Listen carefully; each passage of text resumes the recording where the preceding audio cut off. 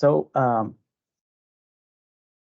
for those of you who don't know me, I'm Mark Flores. I am part of the procurement team here for the BSC. I'm joined by others in the BSC. Part of the procurement team is Terry, Denora, and Megan also processed some of these cards. The intent of this training is to provide you that information so that we can mitigate pitfalls, and you guys get the understanding of the process, so that we to plan accordingly for like process timelines, and so we can meet your needs and process all of these requests as efficiently as possible. We're going to talk about the there we go. The types of procurement requests. We're going to go over purchase orders. Again, this is like going to be a 10,000-foot overview, if you will. We're going to have specific training on purchase orders and contracts and one cards and MPO vouchers that will get more in depth with regard to these procurement types. But this will provide you a generalized overview of what we process and how we process it. First is going to be a purchase order. So why a purchase order? First, what everybody loves is Payment Works.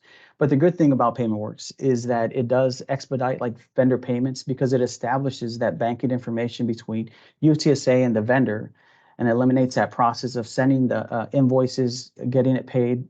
So it establishes the terms as well as the banking information between the vendor and UTSA, and it streamlines the payment as well as order processing. So that's one of the reasons for why we want to use a purchase order.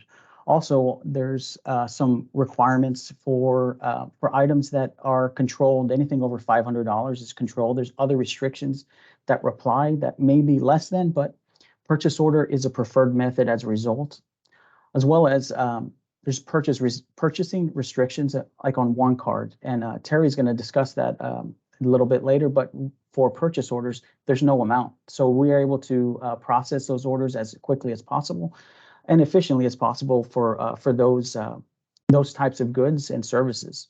Also, last but not least, is going to be the increased compliance. When there's foreign vendors as well as document retention, it allows us to stay within the policy and keeps everyone safe with regard to how we're purchasing items for UTSA, for the benefit of UTSA, its staff, as well as the projects that we're working on. So you may hear Terry or I or other BSC members use some short some acronyms, if you will, and I want to provide them for you so that you understand. Like when sometimes we forget that we're still you may not be as familiar as we are with them. So a requisition, or a rec, if you will, is the process. Once we submit the cart, it is a requisition or a rec. It's not actually a purchase order yet, and that's leading up to the process of the PO. That is once it's issued. Then obviously you might hear us say PW, and that's Payment Works. Is going to be the exclusive acquisition justification, and there's a dollar threshold amount I'll talk about in a couple of slides. That's where we may say we're going to need an EAJ, and that's what we're referencing. Another thing is POC. Different things when I was in the military, that was point of contact, but for this, it's a purchase order change. Typically, you might see or request a POC. The one we see most often is for adding freight to a purchase order. So after a purchase order is issued, then we're increasing the amount of the purchase order so we can pay for something that wasn't there on the original. Another thing is DBA, or doing business as. Some vendors have they have their name and they're doing business as another name. So that's where if you see the acronym DBA, that's what we're referencing. Last but not least is supplier ID. That's going to be that ID that's when a vendor completes their Payment Works, an ID is established for them in both PeopleSoft and Rowdy Exchange that allows us to use that number to submit the requisition as well as make payments on PeopleSoft. So that's what we're referencing when we say supplier ID. So what do you need to submit a purchase order? Again, this is the 10,000-foot overview. The biggest thing is going to be to submit a ServiceNow request. And what this does, it allows us to track it on ServiceNow, to have that repository, as well as to continue it, to keep it on the radar vice over email correspondence. Second is we're looking for is payment works. Now, the question we get asked a lot is there a repository to see if the vendors in payment works? Unfortunately, there is not. But what you can always do is just email us, Teams us, and ask us, and we can look it up for you. If not, we can start leaning forward. If you give us the vendor's information, their name and email, we can start that process for you to get the vendor onboarded, so we can submit that request as efficiently as possible for you. In that request, the cost center, project IDs, and stars account, what funding source, or if you're going to split the funding, if you can ensure you put that into the ServiceNow, so we can process it accordingly. A quote with shipping without taxes. Now, it's not required to put that in there. However, it does make the process move a bit quicker, because, and I'll talk about it in the next couple of slides, we will need a quote. And if you don't have one, that's fine. Or if there's taxes applying, that's fine too, but it will lengthen the time of processing. But if you do provide a quote with shipping without taxes, then we'll be able to process a bit more quicker for you. Also, specific delivery address. Is it the building, specific building number, the building as well as room number? Even for those items like software, where it's just like a download link, if we're going to process a purchase order, we still need the building and room number. And the reason why is Routing Exchange, it's one of those required fields, and it won't let us process it without it. So we can ensure that if we have it on there, then we can input it into Routing Exchange for you, and then continue moving on in the process. Additionally, the special forms, if it is those like a LARC form, if you're purchasing research animals or an EAJ, we're going to talk about that in the next slide, is the dollar amount thresholds, those extra forms that are required for those procurements. If you have them up front, then it definitely helps in the timeline to get your request processed. Last but not least is the department contact information. Who do you want the items delivered to? There's fields for that in the ServiceNow. You put as much information again as possible, then it allows us to process it as efficiently as possible. Speaking of thresholds, like I was saying about the EAJ, these are the dollar amount thresholds. So anything from 1 cent to $14.99.99, as long as it's we have a quote, we're able to process that for you without any additional forms. It's when you get over from 15,000 and above that additional requirements or purchasing coordination needs to occur. So the 15 to 49,000, $499.99, we're gonna need, if you're gonna want to use that specific vendor, then we need the EAJ. And what that does, it's telling purchasing that this is the only vendor that has this item for you, that you want to use it. And the EAJ filled out tells in detail, like, this is why we want to use the Lambda Labs for a server, because the requirements meets your project. And then we will coordinate with purchasing to make sure that everything is good to go, so that we can process your request as efficiently as possible. Now, if there's multiple vendors that can provide that service or that item, then that's where we get into informal bidding. And again, that's where we'll bring in purchasing to help us to make sure that we're submitting or processing your request via Routing Exchange in the most efficient manner possible. Once it gets to $50,000 and over, requires formal bidding. And again, that's where we lean on the procurement specialist as a resident expert to make sure we'll coordinate with them, bring you as a requester in to make sure that we're providing as much information up front, so that when it gets to purchasing, they can do the sourcing event and the formal bidding as efficiently as possible, and to make sure that your request gets through the system as efficiently as we can. talked about quotes and some of these requirements. I wanted to talk about the next is going to be the like where you might hear when I talked about quotes, like you might also hear different types of vendors when specific to Rowdy Exchange. When you hear punch-out vendor, hosted catalog, and non-catalog vendors, there's a lot of questions, and I had them too when I first started. So I was like, what exactly is it, and what is required, and what is not required for different things? So when you hear a punch-out vendor, that's going to be those vendors that are they're hosting the catalog, and we're actually purchasing directly from them. For instance, if you're going to buy from Fisher Scientific and you click on one of the tiles that's on Rowdy Exchange for possible missions, it's going to take you straight into Fisher Scientific. So we're essentially, we are buying the item directly from the vendor's website. So in this aspect, a quote is not required. Then what happens is it comes back, basically you're creating a cart on their site, and then it's going to bring the cart back into Rowdy Exchange and allow us to process it.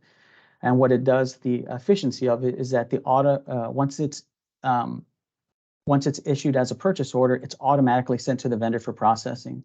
The vendor invoices is automatic, as well as the payment of the voucher is automatic. So this allows that efficiency of streamlining the process for you.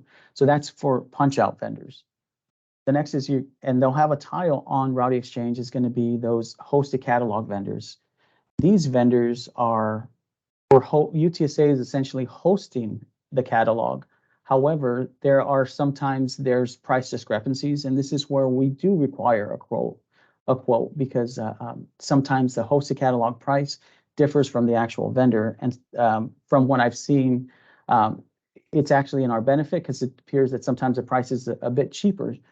So when we will require a quote for these, despite them being on Rowdy Exchange as having a tile, that's the intent behind it.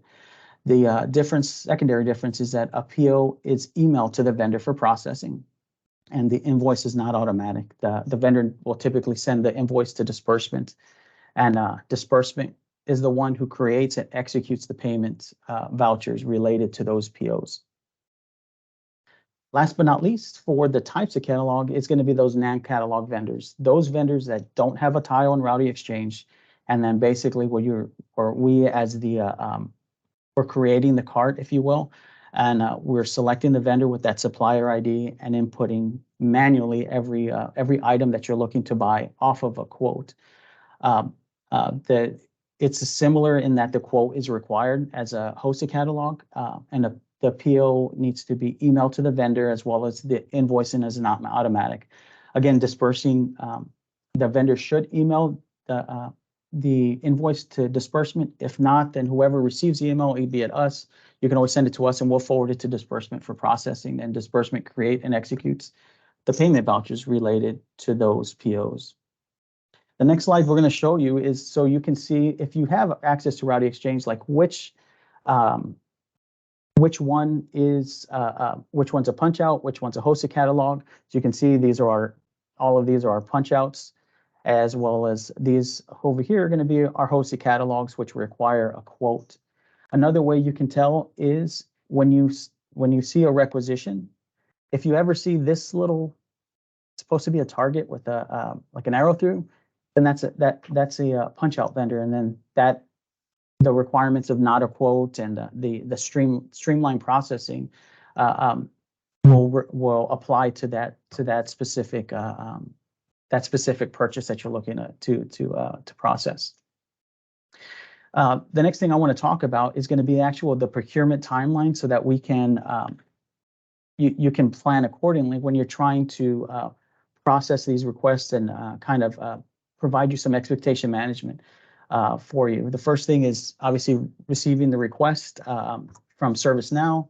If there's any missing information or missing requirements, then that's going to delay or prolong the process. From then, the next step is does the request have a quote? If it's not, then that's where myself or whoever's processing it can reach out to the vendor to get that for you. Additionally, is the payment works.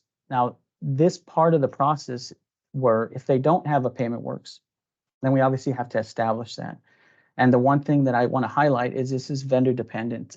There are some vendors that are very responsive and will complete it as quickly as possible. There's some that aren't, and where we have to do friendly nudges and requesting to see if they have they require any assistance. The one thing with PaymentWorks is we can't obviously make the vendor do that, make the vendor complete it, but what we can do is try to assist them with answering questions or relaying them to PaymentWorks or trying to provide as much assistance as possible. We will always send them a job aid to help them when they do have to complete that PaymentWorks, but that part does take some time. So that's something to consider if the vendor does not have a supplier ID and PaymentWorks established. Once all of that's established, then we're going to create the carts. The cart turns into the requisition. Like I said, it's not a PO yet. And then the approval workflow, depending sometimes those higher dollar items may have additional approval workflow levels in Rowdy Exchange, or if it's a capital equipment, it'll get additional reviews, or if it's a sponsored program, it gets additional reviews. So a lot of those just vary. So the more responsive the workflow approver is, the more it can push forward through the process. Last but not least, it goes to the POs issued, and then from there, then myself or whoever's processing it will send it out to the vendor in email. So depending on, there's several steps, but planning accordingly, we'll be able to mitigate any pitfalls and try to process those requests as quickly as possible. What we're going to talk about next is going to be business contracts. Those are the other type of procurement that you may submit, and we will process for you. So what is a business contract? There's several of them, and I'm not going to obviously get to the legalese of the contracts, but really what we'll require so that we can process these as efficiently as possible for you. The 4 that we typically see and we will normally process are going to be those participants, the speaker, the evaluator, and the service agreement. So a participant, when we think of participant, what we're looking for is that it's an individual that's participating in a formal university program, or they're participating in a conference. Then in that regard, we're examples like a summer program, like the BRAVE program or the REU programs. It's something like a participant agreement. When we're thinking of a speaker, it's for an invited individual that's going to be speaking at a formal engagement here to UTSA students and or faculty. Evaluator would be used for an individual that's going to evaluate a project and or program. And last but not least is going to be a service agreement. And that's used for an individual that's going to provide a specific service that's going to benefit UTSA or the program that you're working on. Now, the one thing about this is that you don't have to know which one to use. That's for myself and the team to decide, to kind of decipher. But the more information you provide us, the better. And then if we don't know, we obviously go to the resident experts at the business contracts office that will help us, guide us to make sure that we use the correct agreement for what exactly that you're looking for. So when you submit these business contracts, first thing, again, it goes back to ServiceNow. Then you're going to select if it's a speaker, evaluator, service agreement. Again, if you don't know, that's okay. We can, with the information provided, the more you give us, then we'll be able to decipher which is the most appropriate one for you. If it's a project, then we're gonna have to process a business contract office routing sheet. And the reason I bring that up is because that does take additional time. So just for consideration when you do, if the funding source is going to be a project. The big one is going to be the scope of work or the details regarding this agreement. The more information you can provide us, the better. Sometimes it's very generalized, and that's it makes it a bit harder to decipher if we need to use, is it a speaker, is it a participant, what exactly is it? So if you can provide us the most information of what you're expecting this provider to perform, then that would be the best, so we can select the correct agreement and then process it from there. The next is the provider foreign. So this one I like to highlight because it does, when there's a foreign provider, then it will elongate, and you have to prepare appropriately for those, because their additional forms is going to be the Form C, the non-US resident approvals for services, as well as the business contract office routing sheet. And we will need the provider's visa and passport so that we can process it. And we're going to do this concurrently. If they have a payment works, that's great. It helps out, but if not, then that's okay. And then we'll submit their payment works for processing. The timeline for this, the first is we're going to receive their information. This is receive the request via ServiceNow, and that's the biggest thing, is going to be the missing information or documents. If the payment works, that's you're going to show you next. It's going to be concurrent with actually creating the contract. So the places where there's pitfalls or it elongates the time, it's going to be those for creating the business contract office routing sheet, getting that processed, as well as if they're foreign vendors, if the funding source you provided doesn't have the funds, or if it's a project and it doesn't have the budget line, then it's that coordination to make sure that we can expense any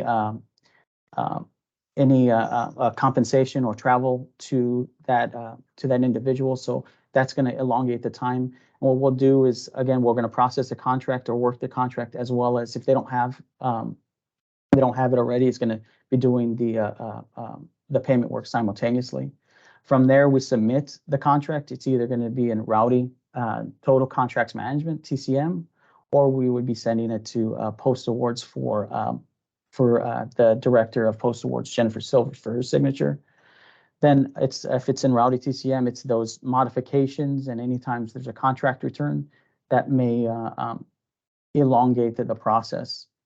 And then from there, it's a contract is signed, and then last but not least, we send out the executed or signed contract basically to all interested parties, so everyone knows, hey, this is a signed contract that's been executed, and then we can go from there.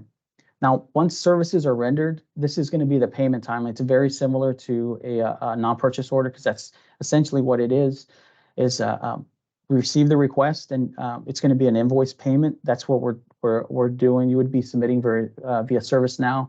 Make sure you attach the executed, the signed contract from Post Awards that was signed from Jennifer Silver or signed by the Business Contracts Office. This is where Payment Works comes in. If they haven't done Payment Works, we can't move forward, and that's going to take the longest to try to get them established. So that's why we do it up front. Hopefully that's already established. If it is, then we can start submitting the non-purchase orders. If the funding still has the money available, it can start moving forward. From there, it's the approval workflows. Obviously, if it's a cost center, it just goes to the cost center approver, then to DTS. If it's a project, it's going to increase from the PI to Post Awards and then to DTS. Or if there's multiple, if it's a split cost center, if you will, some dealt with a couple of those, then it's obviously going to increase the time, because every approver has to approve it. Once it's approved, then we get a payment date established, and that essentially completes this whole process for the Business Contracts Office. But what we're going to do next is I'm going to turn it over to Terry, and she's going to talk about the one card as well as non-purchase orders. So I will turn it over to you, Terry.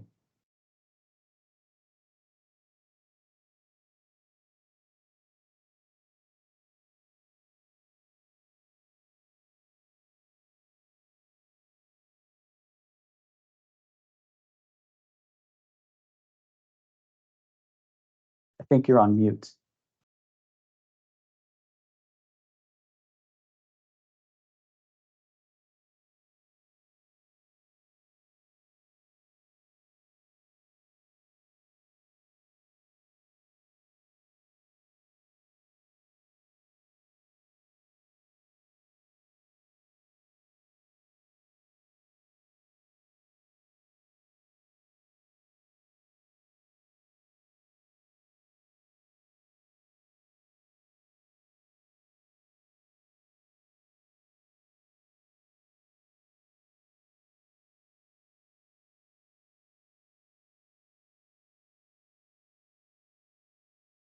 think Terry's having some technical difficulties. What I'm going to do is I'll continue on with it. We're going to go.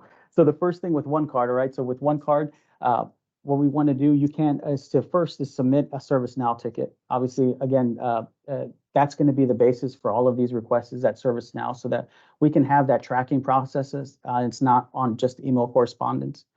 The next thing with one card you have to consider is that the vendor is not an authorized UTSA supplier, i.e. the one that we get the most is Amazon. So that's obviously the easy button for a lot of orders because Amazon, we're able to purchase from them. I'm back on, Mark. Okay. Just my laptop. Everything else went out. Had a big clap of thunder and it took me out. You want me to go ahead and continue or? Yeah, of course. Go ahead. Okay. Sorry about that, guys. I'm so sorry. Where did you leave off, Mark, on this? We're at the payments for good of services within the purchase limit. So basically, okay. For one. Okay. Perfect. Thank you. Okay. And so one thing that y'all do need to remember is the items must be delivered to the UTSA address, just as if you were having a reimbursement or anything to qualify to use the one card, it would need to come directly to us. Next slide. Thank you. Now, I know it's very tempting to always use the one card because it seems to go so much quicker, but unfortunately, we do have some one card limitations, and I'll go over some of those with you. First of all, if the vendor is in Rowdy, we must use Rowdy. Now, of course, there are the extenuating circumstances. If it's an emergency purchase and we get approval for it, we can go ahead and do that. But those are few and far between and must be used sparingly. We're limited if it's an electronics purchase that is over $499.99. Now this does include the shipping per order, and this is any electronics, including equipment, lab equipment, computers, cameras, any of that. We have a $5,000 single purchase limit, and we are not able to split up the orders because this kind of circumvents the system. So if you need to put in an order, we would probably switch over to trying to get them set up in Payment Works and go through the PO route. Also, foreign vendors through Amazon. Controlled property items that are more than $500, including shipping.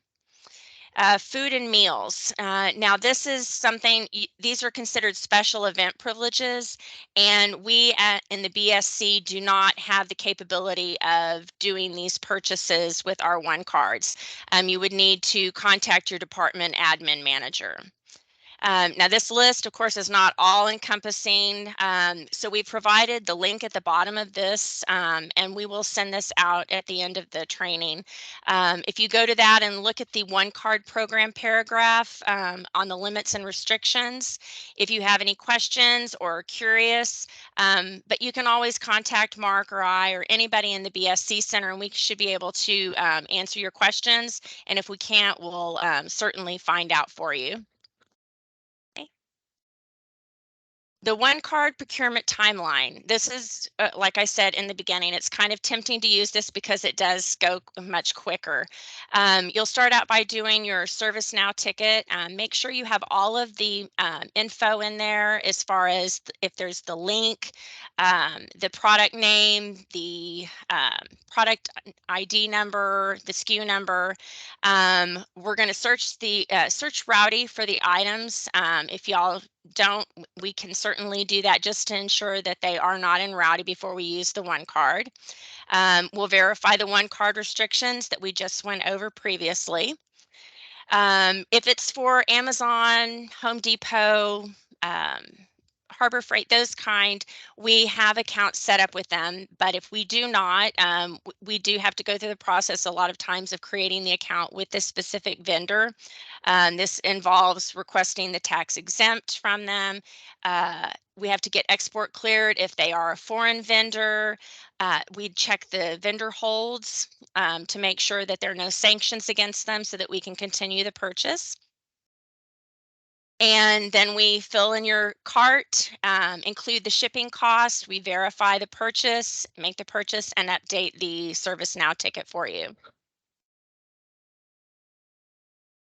The next thing I'm going to go over is our non-purchase orders. When we use these, I'm sure that y'all have seen the one card payment voucher emails that we send out. We do these monthly for all of our purchases. We use them for membership dues for your professional organizations, registrations for conferences, publications that y'all are going to be doing. We also use them for service, participant, speaker agreements, and non-employee and student reimbursements. It's important that we have all of your required documentation for these. The process is, of course, you start out just like everything else. You submit the ServiceNow ticket. You need to make sure that you include any invoices and or receipts. If it's a service agreement or a contract, it has to be completely signed and run through all of the processes before we can attach it to the voucher and start processing. If it is an event or a social meeting where you're having food and beverages, you'll need to complete and sign a BEF, a business expense forms. This qualifies for hospitality and gifts. You'll need to have all of the event information, the event name, justification of it, what was the purpose of the meeting, and you'll need to include all of your invoices, receipts, and a list of attendees, which that is very important. And if they are a foreign vendor, you will also need to have a completed and signed wire transfer form. The timeline for the NPO, again, will receive your ServiceNow request.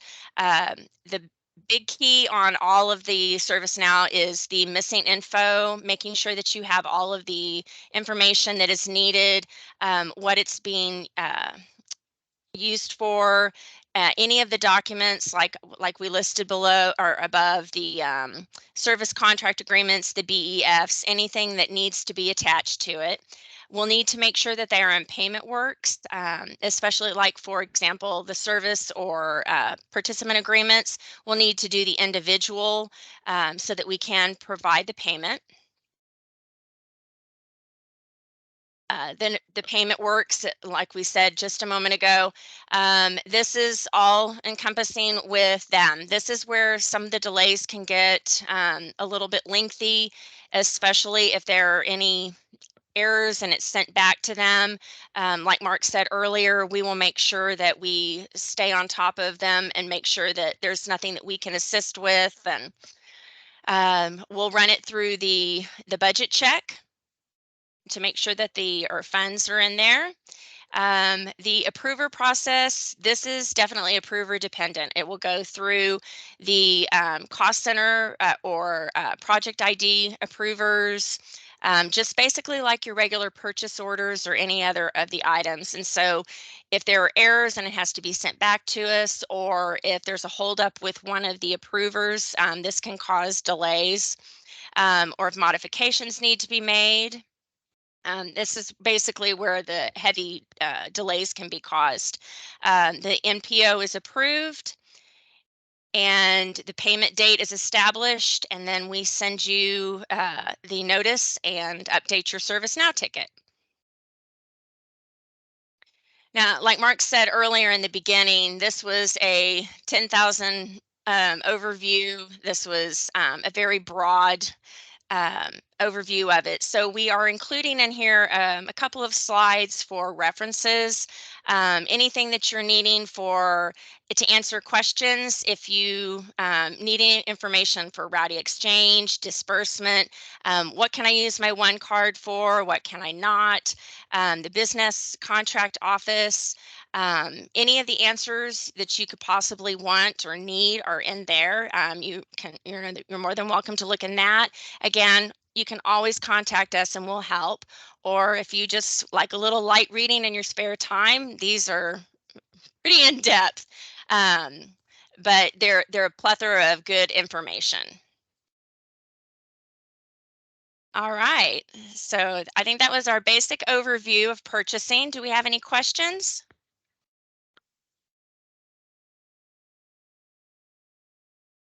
Oh, it's a quiet group. I Hi, don't see any in the chat, do you? hello, this is Omar. Hi. Hi, so I have a question, and I joined very late. I just finished my class. So if I want to buy something from a new vendor, a vendor that UTSA has never done business with, um, what's the process for that? Or maybe a website. Maybe I want something very specific. There is a website, I found it, and what do I do to get it? You want to take this, Mark? Sure, sure. Mine's Yes, sir. coming up. Yeah, what you can do, sir, is you can email us directly or and let us know what's the vendor's name, the point of contact. If the item you're for sure, hey, I'm going to buy this, what you can do is to submit the ServiceNow ticket, and then what we can do simultaneously is try to reach out to the vendor to try to get them established with Payment Works. If there's some vendors that are not willing either to do the Payment Works, and then that's where we'll know upfront. But if you submit the Payment Works and provide what the specific item is, and we can start working on getting the quote and trying to procure that item for you or items. Okay, so if they're not willing or they're not familiar with the process, what Yeah. happens in that case? So in those cases, what we'll try to do, there's some that, like I said, are not willing. If we're able to use a one card and it's within policy, then we'll try that avenue. But we're gonna investigate any and all avenues that we can. However, once it approaches those thresholds where we can't use like the one card or things like that, then we're limited to where we have to use Payment Works so that we can establish the payment terms and things of that nature, especially for those high dollar items that where we have to procure them through purchasing. Okay, thank you.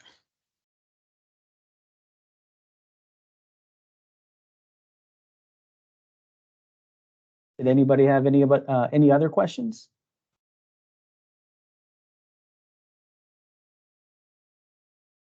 Oh, great. Well, I'm going to stop sharing and I'll stop recording.